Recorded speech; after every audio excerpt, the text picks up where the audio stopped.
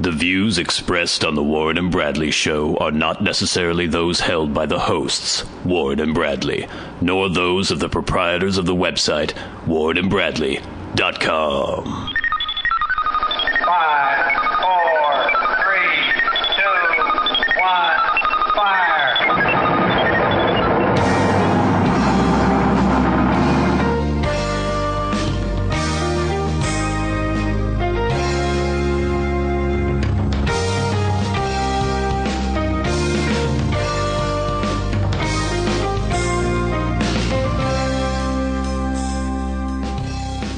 Let's make some magic.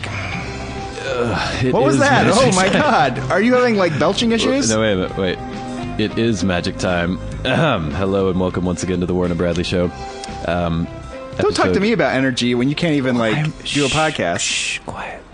I have a hangover right now. Oh god. My head hurts very badly. I'm going to do my best. This is how much I care about the listeners and the audience for this show.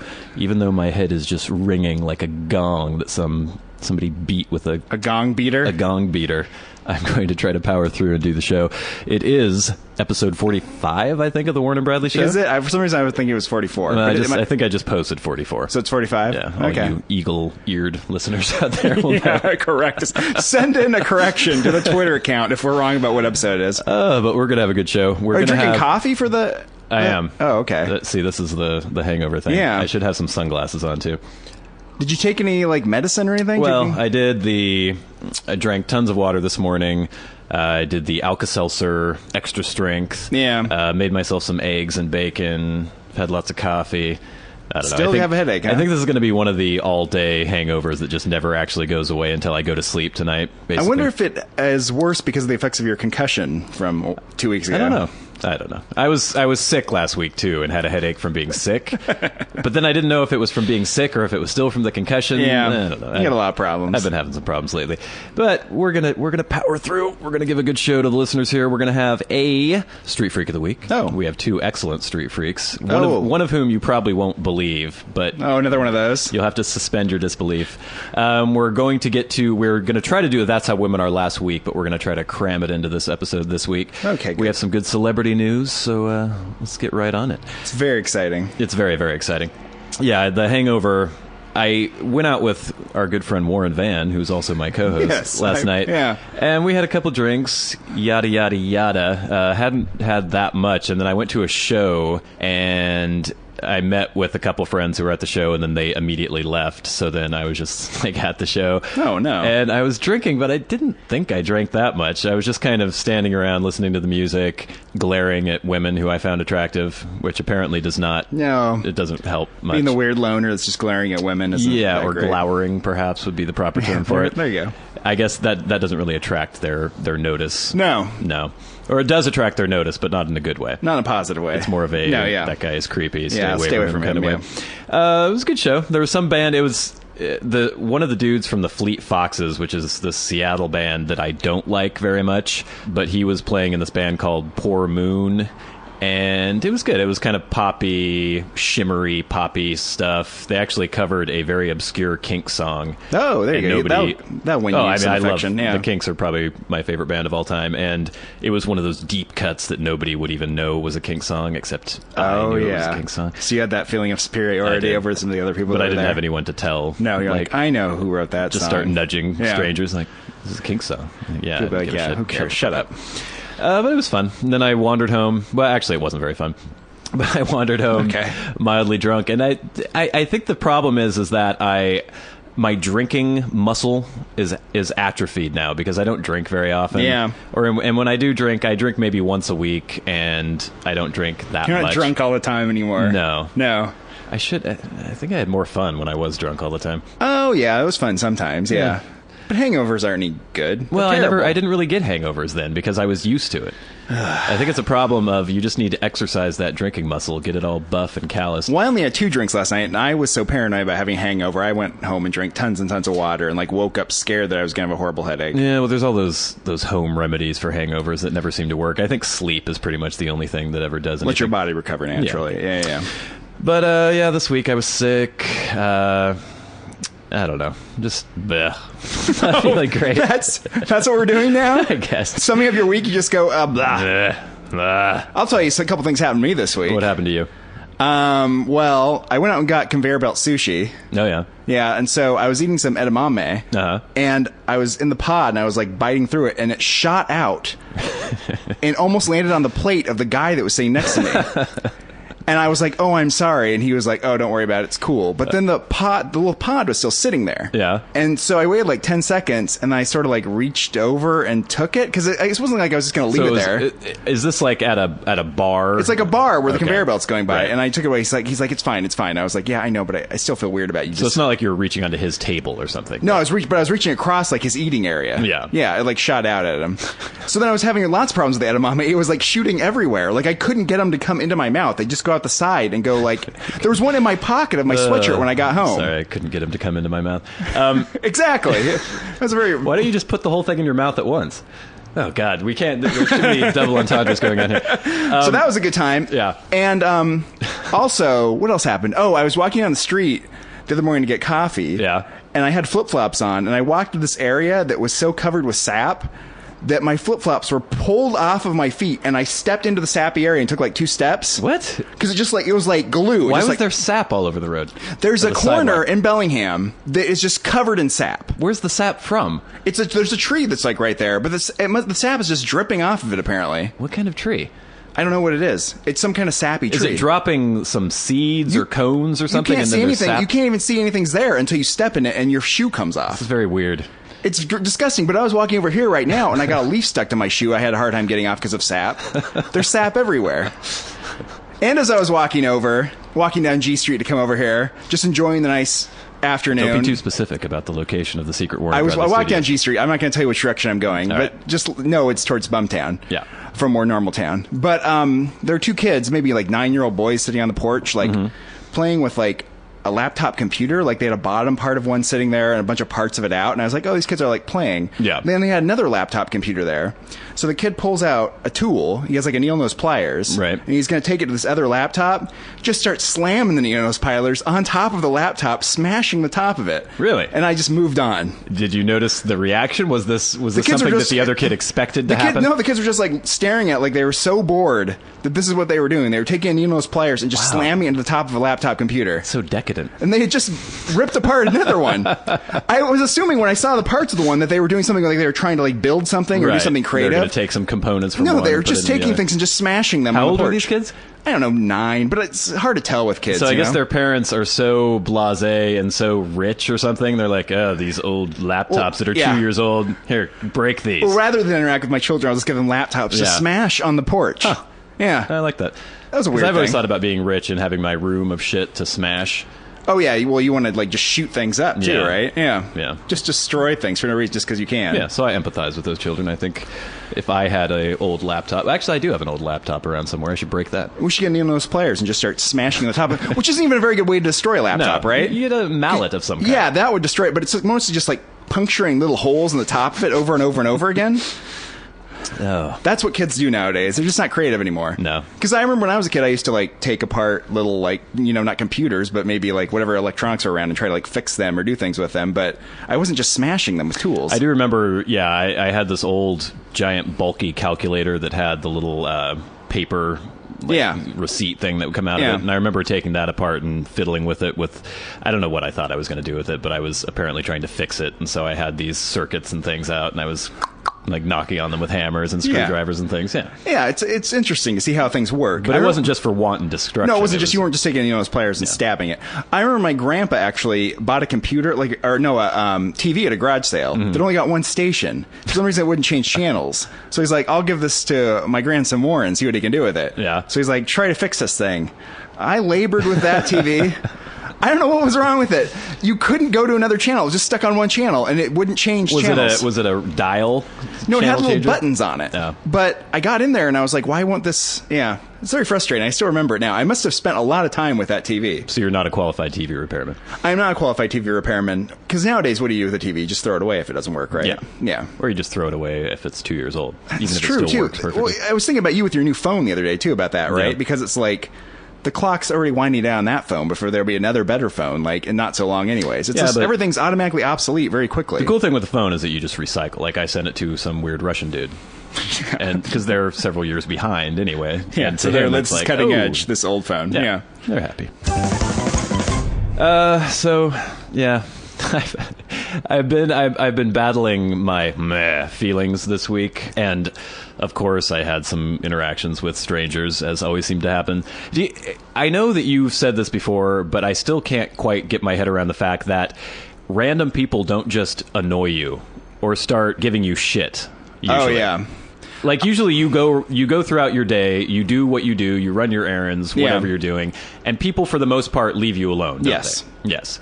Okay, I can't walk out of the house without somebody accosting me for some reason, or just telling me something I don't want to know, or just inserting themselves somehow into my life. Yesterday, I was downtown, and this wasn't necessarily a bad thing or anything, but it was just an odd exchange where I was sitting in front of the bagelry. There was a obviously homosexual man walking by. It wasn't the pirate, was it? No, this was not a homeless homosexual. Obvious, and just, he was sashaying along and just had that, you could tell. He walked by and I sort of caught his eye accidentally, just because. Sure. Whatever, buddy. I watch people walk by. That's my thing. And he gave me just the largest, most brilliant smile you've ever seen in your life. Just there you go. Ding. Yeah. And I went and like sort of nodded at him or whatever. And then he went, "You're so cute." Yeah. And I went, "Well, thank you." And then he sort of walked out of my field of view, but then suddenly his head went and popped back in. His head. Yeah. Yeah. And popped back in, and he was like, "Have we talked before?" I was like, I don't know, maybe. I think I could vaguely remember maybe running into him before and him telling me that I was cute or something. Yeah. And so I was like, maybe, I'm not sure. He's like, "Are you gay?" No, I'm not gay." "What?" "No, I'm not gay." "You're straight." "Yes, I'm straight." "No, you're not." Oh, really? Yes, I am straight." "Get out of here." "I'm straight." "No, you're not." "Yes, I am." "No." "Yes." "No." "Yes." For like 5 minutes. Okay, this is, again, I will say this about you with these things. You keep interacting with people. The thing is, if I have these interactions with people, like, the first time I'd be like, straight, and I'd be like, ah, ha, ha, ha, and laugh, and, like, give them, like, a wave, and just keep walking away. But I wasn't walking. I was sitting down. And he came up to my table. So it's not like I could grab my food and run away, you know? Yeah. I was stuck there. And he was there accosting me, accusing me of being gay. Yeah. And in the meantime, there's this old couple. Both had their little walkers, and they were creeping out of the bagelry, and they caught this whole exchange, and were just so shocked and appalled by what was going on there. Oh, it's the decline of Western civilization right there, right? Where two men are talking about whether or not they're gay in front of the children could hear this. What's going on? And it took about 5 minutes, and finally I was like, "No, seriously, I am not gay." And then he was like, "Okay, whatever. I still think you're cute." And then he walked away. Well, that's nice. It is nice, but why are gay men the only ones who ever come up to me and tell me that I'm attractive? Because you look like a gay guy. I do not look like a gay guy. Yeah, compared to me, you do. Compared to you, everybody looks gay. But I mean, this is the thing. You got the tight little pants on. You got your, like, fancy little shoes. Right? I'm talking about walking around the other morning. I've got my flip-flops pulled off of me because I got, like, sap all over my feet. You know what I mean? I'm dirty. I haven't washed myself in a week. Who knows when the last time I shaved was? No gay guys walking by being like, "There's a prospect for me." Because obviously I'm not. Well, you could be a bear. Maybe. No, if you're a bear, you, like, really, like, butch it up, though, too, right? You, like, aggressively look more butch. Yeah, I don't know. Because I'm not pulling that off either. So I guess just being well-groomed means you're gay or something. I don't know. Being well-groomed and looking like you, like, kind of care about your clothing. Yeah. That's why there's that whole weird cross-section between, like, frat boys and gay guys sometimes. Right. I see a lot of the douchebaggy college guys who spent hours in front of the mirror. Yeah. And it's sad to know that they spent so much time and the results are so pathetic because, they've got their spiked up gelled hair and their, like, popped collar polo shirts. And it's like, but it's definitely a look, and it's something that they're really going for. It's just a really horrible look, but they're putting a lot of effort in. In fact, there was a guy that you saw that guy last night. I was being amused when I was waiting for young Warren to come into the bar where I was meeting where we were supposed to meet, and there was this table of like 21-year-old chicks next to mine, and this dude who was probably in his late 20s, maybe early 30s. He had, you could tell he works out all the time. He had the he was like touching his pecs, right? Yeah, he came up to the girls, and he had his hair all spiked up, and a big belt buckle too. Big belt buckle, lots of cologne, fancy like designer jeans with weird stitching on the ass. It pisses me off. And he came up, and he was working his magic with him, but he kept rubbing his massive pecs over and over again. But that guy spends probably way more time than I do getting ready. But I'm the one who someone looks at and is like, oh, well, he might be gay. But that guy, you don't think he's gay, even though he's even more ridiculous about his own appearance. I don't know. Those girls weren't having any of it, though. No, they didn't seem they were not impressed at all. Then he sort of like shuffled off eventually after he gave up, and they were just like, rolling their eyes at each other. Like they left the bar immediately to make sure he didn't come back. Oh, that's a good time.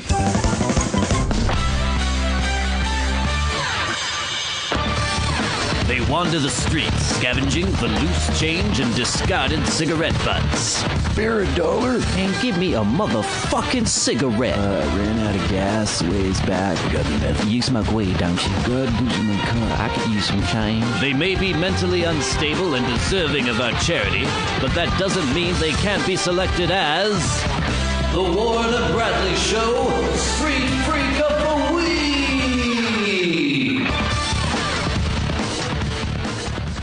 All right, then. After last week's Street Freak of the Week, they've been stepping it up even more. We have 2 possible Street Freak of the Week contenders. I can't. You have a hard time with that. Street Freak of the Street Freak of the Week. Street Freak of the Week. Street Freak. Yeah, it's difficult. The first one, we're going to start it off a little slower, and we're going to build to the crescendo at the end. The first Street Freak I enjoyed a lot because when I lived in LA, I used to be accosted by a lot of conspiracy nut street freaks. Yeah. The guys with like the foil helmets and talking about being observed by the government all the time and all sorts of strange, crazy conspiracies. And that doesn't usually happen in Bellingham. It's usually just weirdos who... There's a lot less tinfoil around. There's a lot less tinfoil. There's a lot less, like... people taking control of their brains or aliens communicating with them or things like that. Yeah. It's more just general grizzled, drug addiction old, and like bearded guys. Yeah, which, has its place as well in the pantheon of street freaks. But yesterday I was on my smoking corner watching people, and there's this guy who I've seen many times before. He's always amused me because I always see him scrounging around for cigarette butts. He's like the skinny little feral kind of twitchy guy. Yeah. And I would always see him very furtively going around on the street, and he'd pick up little pieces of cigarette butts and kind of like, I think he would grab the tobacco out of them and then roll them into other cigarettes later. Yeah. And because of that, and he would never ask anybody for cigarettes, so I always would offer him one when he was walking by just because... I don't know. It just seemed kind of sad that he was getting these little fag ends. And he's also not like bothering you for it. And he's not bugging me. Yeah. And so in the past, I would see him doing it. I would hold out a cigarette, and it would be like, in Dances with Wolves when... it's been a long time since Dances with Wolves. So when Kevin Costner was trying to entice Two Socks the wolf to come and be tame, he would hold out his little piece of bacon or whatever, and Two Socks would very tentatively and gingerly come up, and then finally he'd go... and snap it out of his hand and run away. Yeah. This is like the homeless man. He would see the cigarette and his eyes would widen, and he would kind of look back and forth, and he would slowly approach and then just go and grab it from me and then trundle away as fast as he could. He wouldn't acknowledge that I'd given him one or anything. And so I saw him yesterday. He was furtively looking for smokes. I held out the cigarette. He came up to me.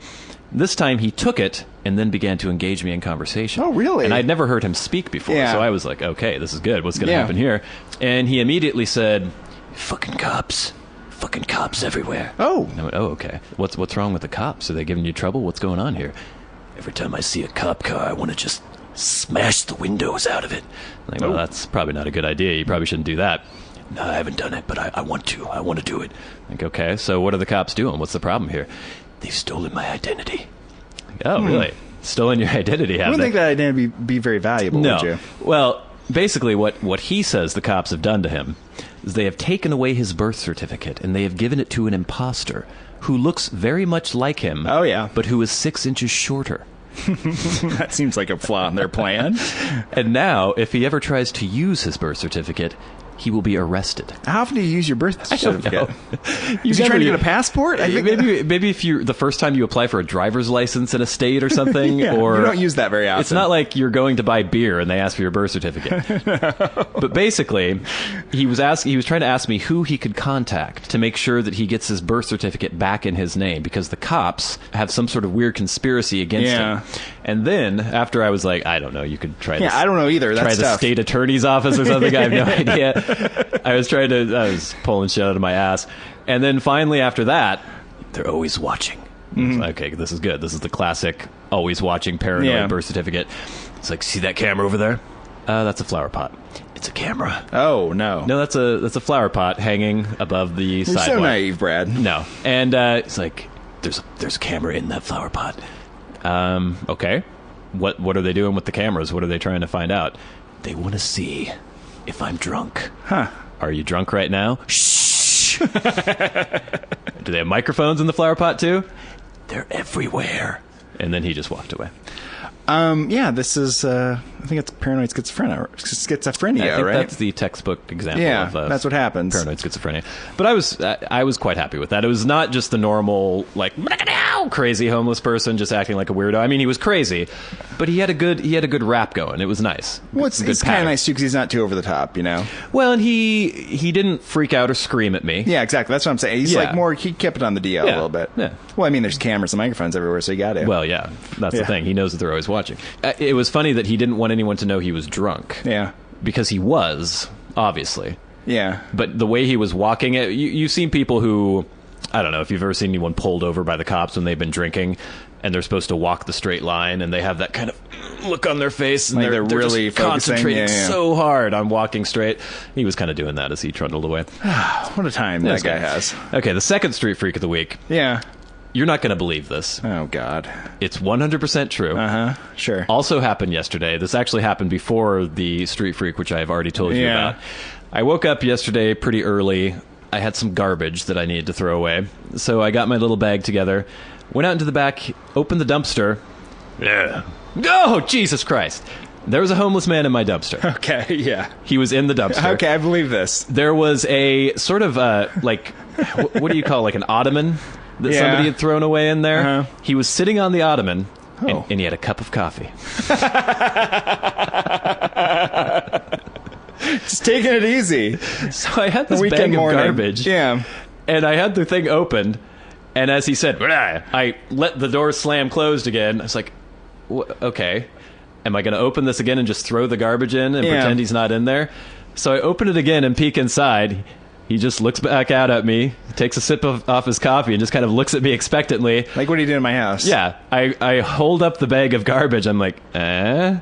And he goes, and just sort of shrugs. Yeah. So I open it further and place the bag of garbage in beside him, and then close the door afterwards. And as I was walking away, this older woman who also lives in the building, I think she just moved in recently, she came out and she was like, oh, did you meet our guest? I was like, yes. She's like, I gave him a cup of coffee.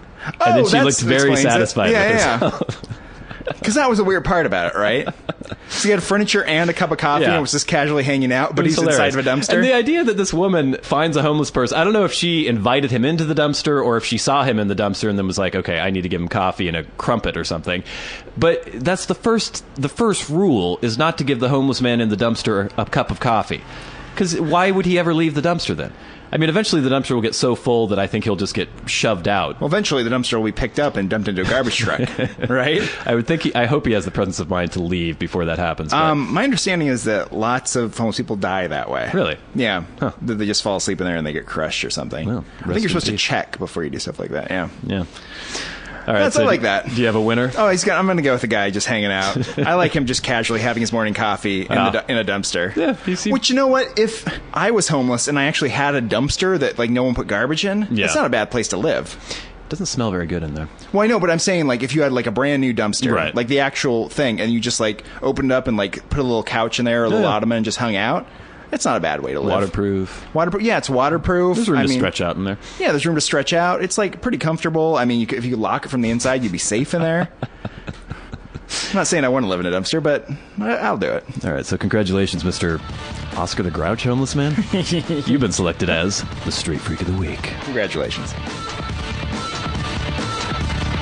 Our hats are off to you, Mr. Homeless Man, because you've been selected as the Warren and Bradley Show Street Freak of the Week.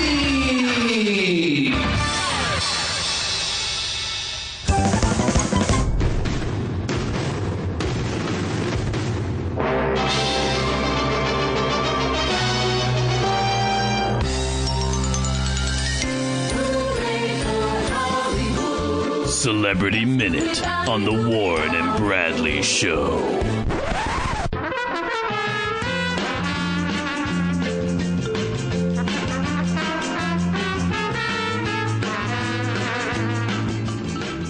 Yes, it is Celebrity Minute on the Warren and Bradley Show. Let's start it right off with our first story. Justin Bieber throws up on stage in Glendale, Arizona. Wow. Shocking. He seems to have a lot of problems on stage. You know what I mean? He's always like running into things, fainting, or getting hit by things, tripping, thrown from the audience. Yeah, I don't know what his deal is.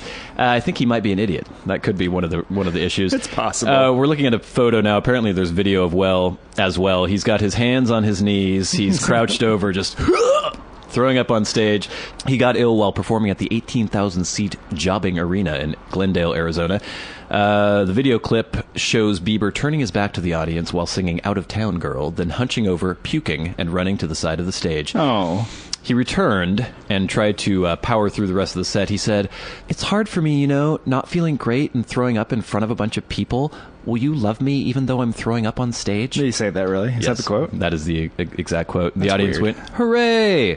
And then he said, "Okay, I wanted to give you my best show ever, so do you mind if I finish it?" And they went, "Yeah!" And he puked all over all of them. And then he did. Next story, Robert Pattinson has taken Kristen Stewart back. Yeah, I heard about this the other day. Somebody told me about this. That's not going to last long, I don't think. I don't know. Apparently, they're living together again. They have reconciled. After Pattinson finally started taking her calls, she gave him a tearful series of apologies. And I think he got to have his nice little moment there where he was like, "What are you going to do for me?" And she could cry. And he could, because... What are you going to do for me? Well, in the Hollywood power dynamic, she's definitely a bigger star than him. And is she right now? I think she has way more potential than he does. Every film he's been in besides the Twilight movies has flopped and has gotten terrible reviews. And she actually has a career outside of Twilight that seems like it could take off. And he's just kind of meh, You think this is the cynical move to forward his career? I think so. He's afraid of slipping into obscurity if he's I think so. I think Stewart. they're starting to do all their publicity for the new movie, so I think maybe that takes away some distraction, like, oh, we're back together again. And then also, I think if he ever does get a firm career footing, it doesn't hurt to be dating Kristen Stewart, because you're always going to be talked about. That'll constantly be in the tabloids all the time. People will constantly be trying to take pictures of you together. You have this little faith in these people's relationship? No. You think there's so much calculation going on? Yes. Yeah, probably. Yeah. All right, this is a weird story. I don't know if any of you listeners have heard, but this story, I think, first broke during the middle of the week. There were first reports of an elderly woman being bludgeoned to death. And police were looking for a suspect, and then there were reports that an actor, Johnny Lewis, was a suspect in the death. I didn't know who the fuck he was, but apparently he was in the OC, he was in Sons of Anarchy, he had dated Katy Perry for a while, and so the police suspected him, and then they found him dead in somebody's driveway, and they think he either fell or jumped from the roof of a building. There's all sorts of weird conjecture. They don't know. They don't have toxicology reports back or anything. But basically, he went to this old woman's house, who I guess was his landlady at some point. Isn't this the premise of Crime and Punishment? Isn't that what doesn't he bludgeon his landlord to death in that Raskolnikov? It's actually a woman who owns a pawn shop. Is it? It's not his landlord? Not his landlady. It's been many years, but that's the first thing that came to mind. I thought he was pulling off something like that. Well, I don't think this guy is trying to do any sort of existential statement on whether or not crime pays, because I guess he was on Sons of Anarchy until maybe last year or the year before. His character was killed off, and in the last year he's been arrested multiple times. He was arrested for assault. He beat somebody with a bottle or something. He's been in and out of jail. His parole officer was saying they were openly worried about his mental health and thought that he might pose a danger to others or to himself. They were trying to get him to actually get counseling, and they think he might have had a substance abuse problem. But it's very interesting to have somebody who I mean, at one point he was dating Katy Perry. Yeah. And he was in all these TV shows. And then he was basically, for the last year, was kind of homeless, in and out of jail, attacking people, and then finally bludgeoned and choked to death an 85-year-old woman. I'm looking at a picture of him. He doesn't look familiar to me. Does not look familiar. He does look like somebody who might bludgeon an elderly woman to death. He has kind of crazy eyes. I guess he also attacked a handyman and somebody else who was at the property. Jeez, he looks like a scrawny little guy, so he's just like going insane, just beating the shit out of people. If you're crazy and you're attacking people who aren't prepared for an attack, and especially if they're old ladies, then yeah. Next story. Arnold Schwarzenegger. Affair with housekeeper Mildred Baina was stupidest thing I've done to Maria Shriver. It's quite a headline, isn't it? Yeah. Arnold Schwarzenegger has a new biography out called Total Recall. Or wait a minute, what is it called? No, it's not, is it? it? Yes, it is. What is it? Where's the fucking name? Oh, Total Recall, my unbelievably true life story. Basically, it's kind of a tell-all book. He admits to having a steamy affair with actress Bridget Nielsen when they were filming Red Sonja. And I guess that's when he had first started dating Maria Shriver, and his affair with Bridget Nielsen is what convinced him that he should marry Maria Shriver. That's confusing. Yeah, I don't know how that works. Maybe she was beating him up all the time or something. Was Bridget Nielsen that giant blonde woman? Yeah. Who was on that reality show, and Flavor Flav and her were like getting together? I don't know about that. But you remember that show? She was in Red Sonja. She was the main chick in Red Sonja. I don't know Red Sonja. I don't remember. That was like one of those horrible barbarian movies. It was like a spin-off of Conan. Oh, really? Conan, whatever. And Arnold Schwarzenegger was in it briefly, and she was kicking everybody's ass. She was chopping people up with You think swords. Sylvester Stallone may have been married to her briefly? Just as an aside, what was with that weird barbarian movie subgenre in the early 80s, late 70s? Why did this happen? People were interested in barbarians at the time. Why aren't we anymore? Oh, it's just things cycle through society, right? We were really interested in dinosaurs for a while. Yeah. You know what I mean? I still like dinosaurs. Well, I still like dinosaurs too, but I mean, there was a little period there where it was like really dinosaur-centric. Now we're in this zombie phase going on. Oh, yeah, exactly, right? That's been going on forever, though. The zombie phase has been going on for quite a while, but last I think we 10 should bring years. back the barbarians. All right. They actually tried to do that Conan remake. Why did I keep saying Conan? Conan remake, and it didn't do very well. They tried to make a Conan the Barbarian. Yeah, really? It came out a while ago. Oh, it came out? Yeah. Oh, who was in it? Who was the star? It was the dude who was called Drogo in Game of Thrones. It's time for a train break!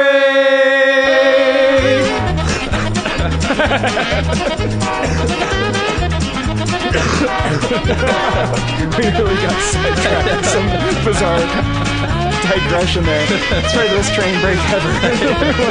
This is a train break. New Conan. It's this guy that was in this show that you haven't seen. Oh, yeah, okay, all right. Is this a short train or a long train? Looks like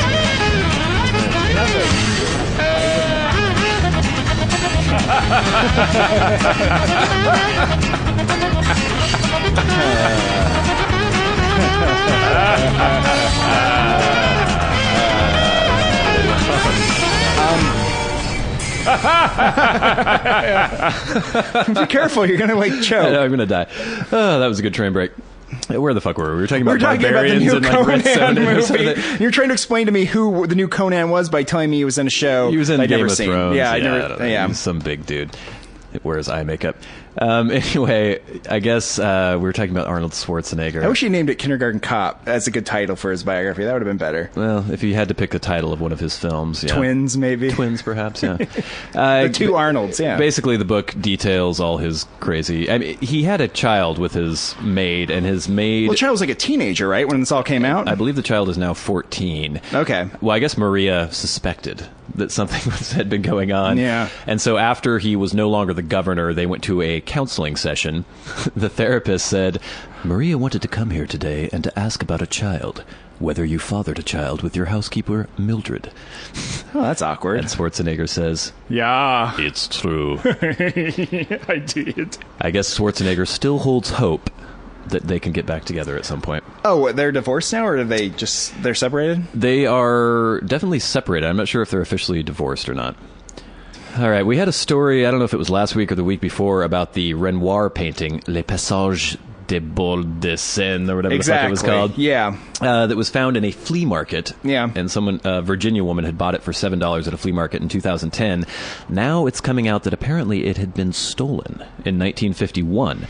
Police have located a 1951 theft report from the Baltimore Museum of Art of a Renoir painting matching the description of the one that turned up recently at a West Virginia flea market. The report was uncovered Friday. It says there was no evidence of forced entry at the museum. The painting was valued then at $2,500. I'm glad it's the Baltimore police. I like to think about McNulty and Bunk and like figuring this out. Museum officials were combing through paper records to learn more about the theft. So far, they have found a record documenting the painting was on loan from art patron Sadie A. May. So who knows if the May estate is still around, if the painting is going to be wrested from the woman who bought it for $7, or if it's going to go ahead and still be sold at auction. Just very interesting, though. It's a difficult case. So somebody went into an art museum in 1951, stole a Renoir, and then sold it at a flea market or something for $7, or 50 years later. Yeah. I don't know. It's very confusing. It's very strange. But there's more to this story too. Maybe we'll get some more information. We'll get an update later. Yeah. This might be our last story. Lindsay Lohan choked in New York City hotel room. She probably deserved it. Lindsay Lohan, aged 26, was seen partying at One Oak nightclub in New York. She met a man named Christian Labella and invited him back to her room at the W Hotel. Once there, they got into an argument after Lohan learned Labella took photos of her on his cell phone. I don't know what kind of photos those were. I guess she wanted possession of his cell phone. He became angry and punched her and choked her. Oh, jeez. Lohan pulled the hotel's fire alarm after running from her room. She's still on a path to sobriety, a fulfilling and meaningful life. She's not going to excess. She's pulled back on all the crazy shenanigans that she's engaged in. She's getting her career back on track, and she's not doing anything stupid anymore. No, certainly not. God, that sounds exhausting. What an exhausting way to live. It is possible to be famous and to be rich and not be a psycho. I know it is. There are people there are good examples of this. Like Tom Hanks. Maybe. Yeah. So there's hope. There's no hope for Lindsay Lohan. It would be Can you imagine if Lindsay Lohan just pulled it all together and became a huge star again? That's not going to happen. She's ruined her face. Look at her face. Look at her face. Oh, doesn't look that good. No. It's not as bad as Kathy Griffin, but... Kathy Griffin is 50 years old. Yeah, Lindsay Lohan is 26. Look at her. Yeah, it's too bad. Anyway. Okay, that's a good close. All right. This has been Celebrity Minute on The Warren and Bradley Show. This has been Celebrity Minute on The Warren and Bradley Show.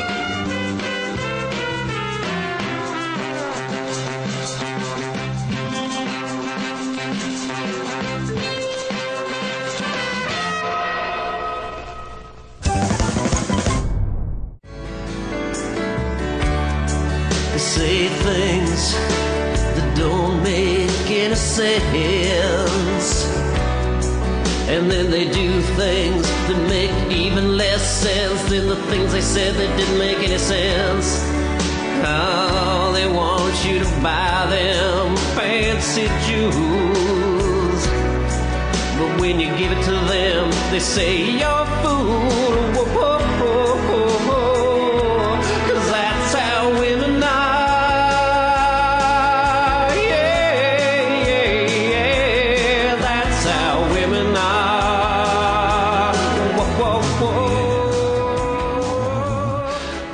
That's How Women Are. It's been a long time since we've had a That's How Women Are. Has it? It's been several weeks, I think. Really? I think the reason is that I so rarely have any contact or interaction with women. Yeah. And frankly, you have a girlfriend, so you should be the one bringing in That's How Women Are. But I also can't just like complain about my girlfriend. You could just pretend that you're not talking about her. She wouldn't notice. Just change your name slightly. Yes. Say I know this person by this name and then complain about the things. Somebody who I'm not dating. Yeah. Yeah. I think that's going to happen. Well, the other week, actually it was last weekend, I was going to try to do it in last week's show, but we didn't have time. I overheard a conversation while I was at the bagelry. And I was struck by the amount of times the word feel or felt or feelings was used in this conversation. It was between two middle-aged married women. One of the women was talking about how apparently her husband was doing something that she didn't like, and I didn't get the exact details of what he was doing. Probably trying to have any sort of joy or happiness in his life. Or that, yeah. And she was irritated by it, and she was trying to express to him why it was irritating to her. Yeah. And so she was talking to her friend, and I have an exact quote here. As they were discussing this, she went into this little tirade.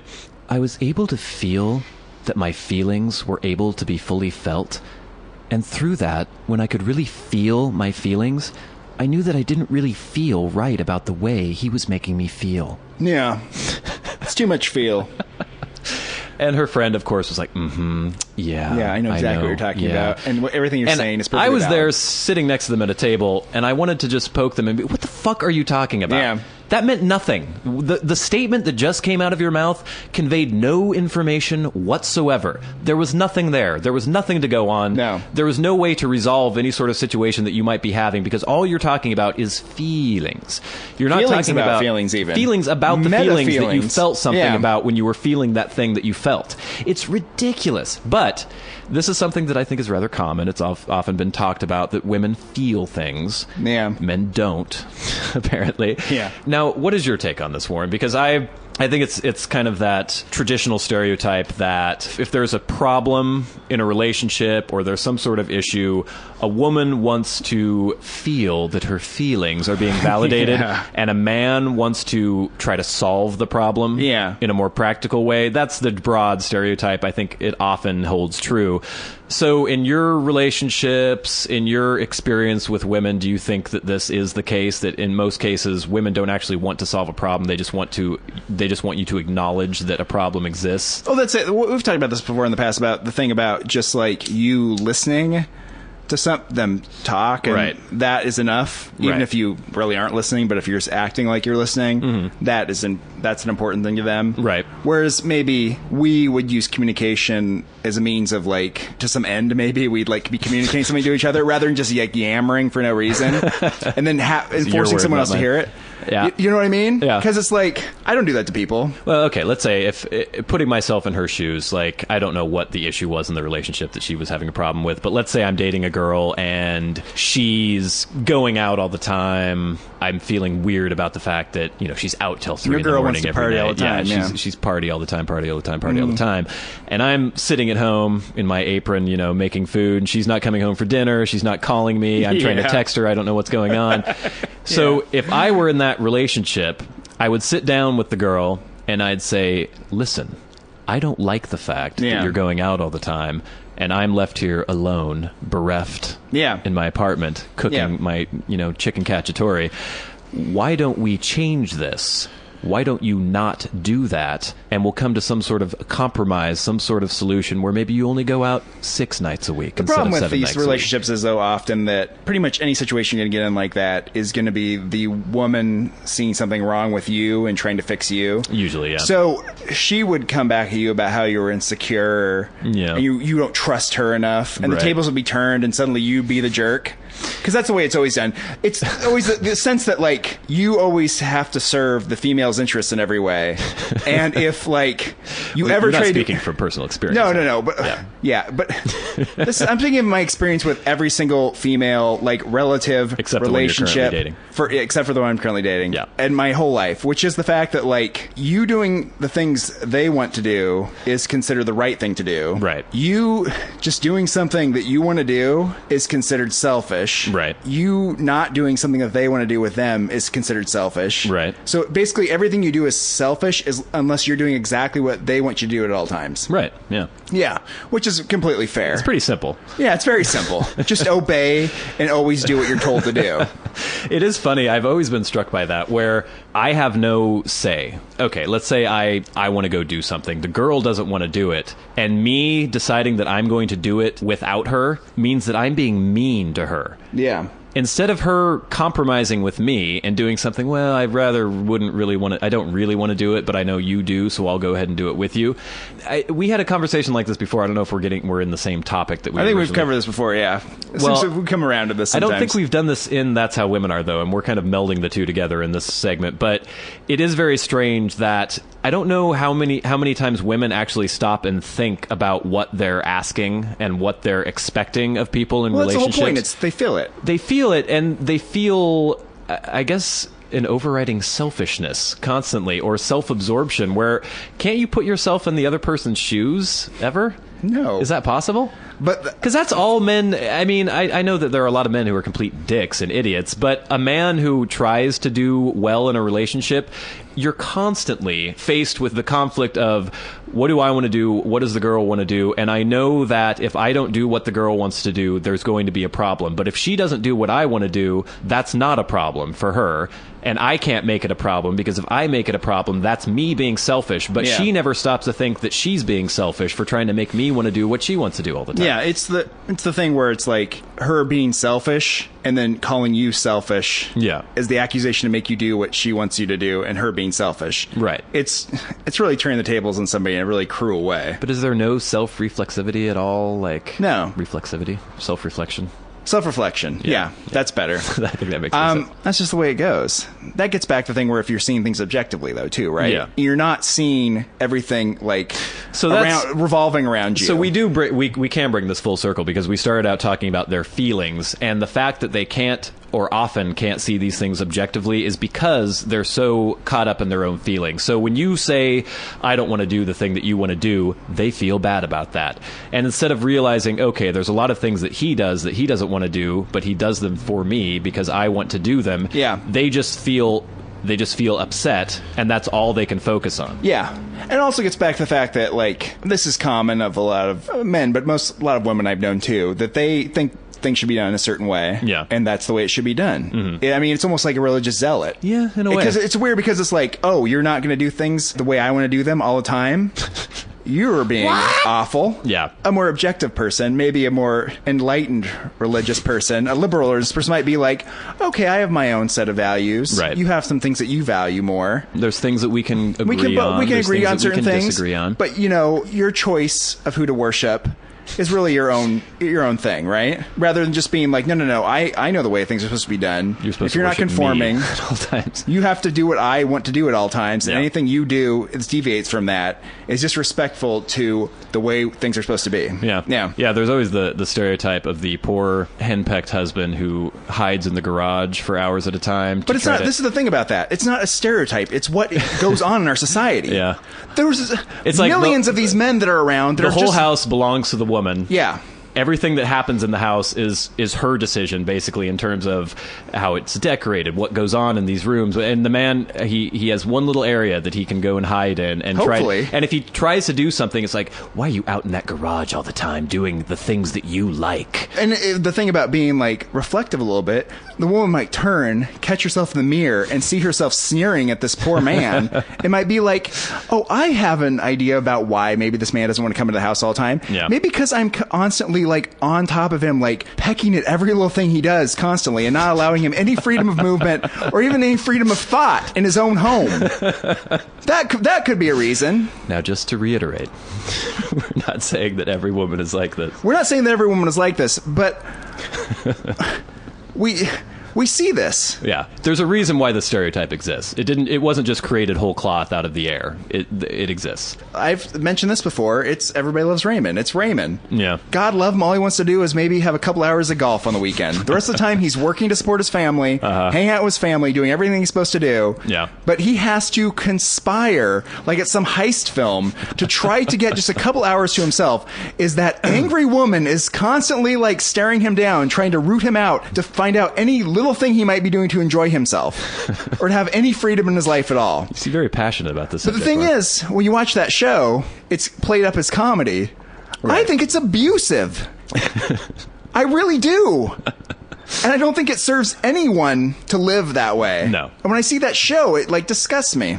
Well, it's nice that you have a relationship that is give and take and full of compromise. Well, I also don't have a cell phone. Is that the secret? That's my secret of my life in general. Yeah. Yeah. That is a very good excuse. Just like wander into the street. Where were you? I was trying to get up. What? Not be reachable. Baby. Yeah.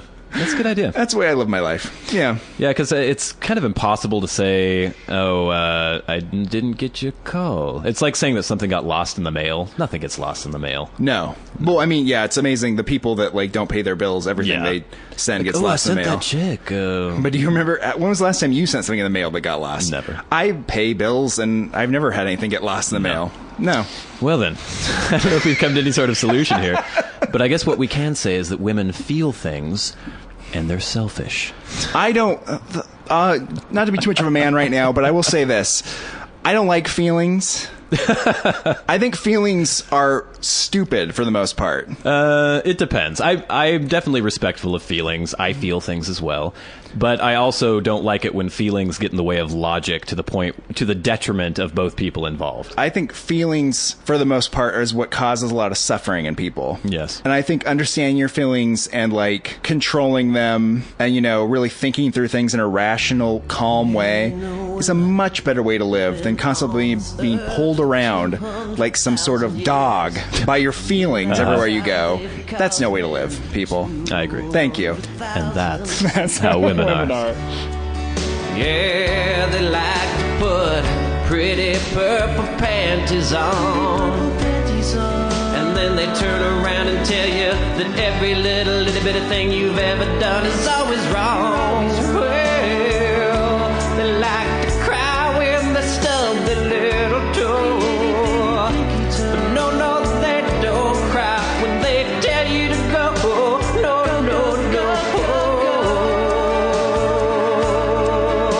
Yeah, that's how women are.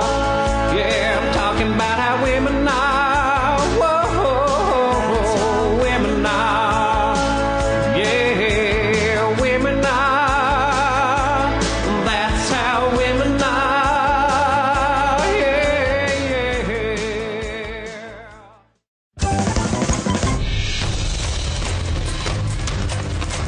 This has been the Warren and Bradley Show, brought to you by Warren Van and Bradley Victor. For podcast news and information, like the show on Facebook at facebook.com/Warren and Bradley.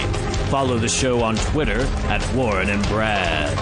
Subscribe on iTunes and leave a review. For episode archives and episode pictures, go to warrenandbradley.com, and to contact the show, write to podcast@warrenandbradley.com.